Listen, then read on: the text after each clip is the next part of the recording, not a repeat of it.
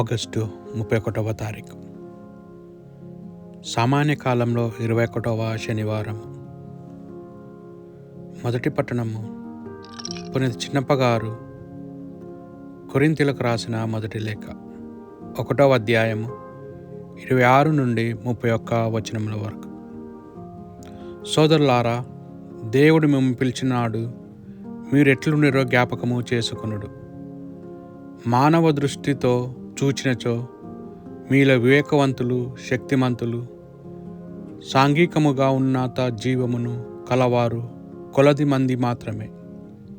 వివేకవంతులను సిగ్గుపడినట్లు చేయుటకు లోకముచే అవివేకులుగా భావింపబడరా వారిని దేవుడు ఎన్నుకొనెను.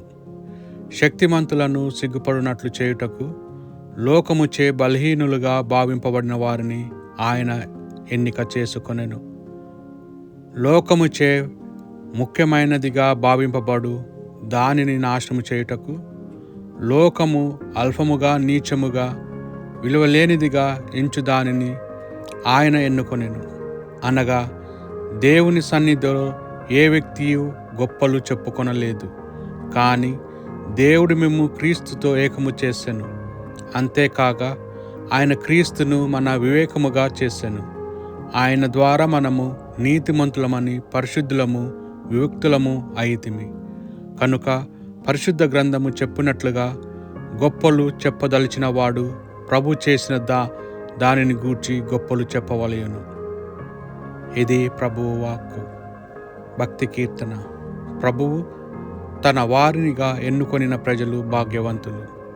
ప్రభువును దేవునిగా బడిసిన జాతి ధన్యమైనది. అతడు తన వారినిగా ఎన్నుకొనిన ప్రజలు భాగ్యవంతులు. ప్రభువు ఆకాశము నుండి క్రిందకి పారజూచును, నరులందరినీ పరిశీలించి చూచును. ప్రభువు తన వారినిగా ఎన్నుకొనిన ప్రజలు భాగ్యవంతులు. ప్రభువు మాత్రం తనకు భయపడిన వారిని, తన కరుణకు నమ్ముకొనిన వారిని ఆధారంతో చూచును. వారిని మరణము నుండి రక్షించును, కరువు కాలమున వారి అసువులను కాపాడును. ప్రభువు తన వారినిగా ఎన్నుకొనిన ప్రజలు భాగ్యవంతులు. మేము ప్రభువును నమ్మితిమి, అతడు మాకు సాయము చేయును. డాలు వలె మమ్ము కాపాడును. మేము అతనిని తలంచుకొని సంతసింతుము, అతని పవిత్ర నామమును విశ్వసింతుము. ప్రభువు తన వారినిగా ఎన్నుకొనిన ప్రజలు భాగ్యవంతులు. పునీత మత్తయి గారు రాసిన సువార్త సువిశేషంలోని భాగము 25వ అధ్యాయము 14 నుండి 30 వచనముల వరకు. యేసు శిష్యులతో ఈ ఉపమానము చెప్పెను. ఒకడు దూరదేశముకు ప్రయాణమై సేవకులను పిలిచి తన ఆస్తిని వారికి అప్పగించెను. వారి వారి సమృద్ధిని బట్టి ఒకనికి 5 లక్షలు, మరి ఒక్కనికి 2 లక్షలు, ఇంకొకనికి 1 లక్ష వరహములు ఇచ్చి వెళ్ళాను. 5 లక్షల వరహాలను పొందినవాడు వెంటనే వెళ్ళి వ్యాపారము చేసి మరి 5 లక్షలు సంపాదించెను. అట్లే 2 లక్షల వరహములు పొందినవాడు మరి 2 లక్షలు సంపాదించెను. కానీ 1 లక్ష వరహములు పొందినవాడు నేలను త్రవ్వి తన ప్రభుధనమును దాచెను. చాలా కాలము గడిచిన తర్వాత ఆ యజమానుడు తిరిగి వచ్చి లెక్కలు సరిచూచుకొన ఆరంభించెను. 5 లక్షల వరహాలను పొందిన సేవకుడు మరి 5 లక్షల వరహాలు తెచ్చి, స్వామి, తమరు నాకు 5 లక్షల వరహములు ఇచ్చితిరి, ఇదిగో మరి 5 లక్షలు సంపాదించి తిని అని. అప్పుడు ఆ యజమానుడు వానితో, మంచిది, నీవు ఉత్తముడవు, నమ్మిన బంటువు, స్వల్ప విషయములందు శ్రద్ధ వహించితివి కనుక అనేక విషయములకు నీకు అప్పగింతును. నీ యజమాని నీ ఆనందములో నీవు పాలు పంచుకొనుము అనెను. 2 లక్షల వరహాలు పొందిన వాడు వచ్చి, స్వామి, ఇదిగో మీరు 2 లక్షలు వరహాలు ఇచ్చితిరి గదా, ఇదిగో మరి 2 లక్షలు సంపాదించి తిని అనెను.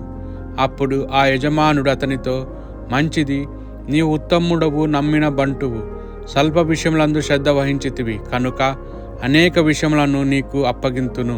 నీ యజమాని ఆనందములో పాలు పంచుకొనుము అనెను. పిదప 1 లక్ష వరహాలను పొందిన వాడు వచ్చి, అయ్యా, నీవు కఠినుడువనని నేను ఎరుగుదును.